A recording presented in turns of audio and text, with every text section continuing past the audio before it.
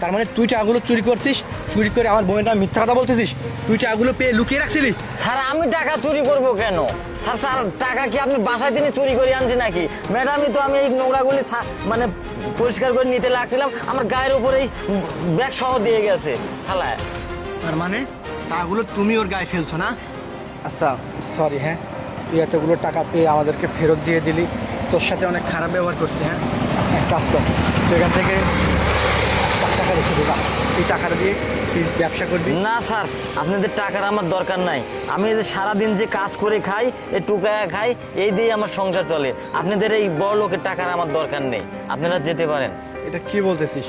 দেখছো ওনারা গরিব হলেও রাস্তায় ময়লা কুড়িয়ে খেলেও ওনাদের মধ্যে সততা আছে, ওনারা ভালো মানুষ।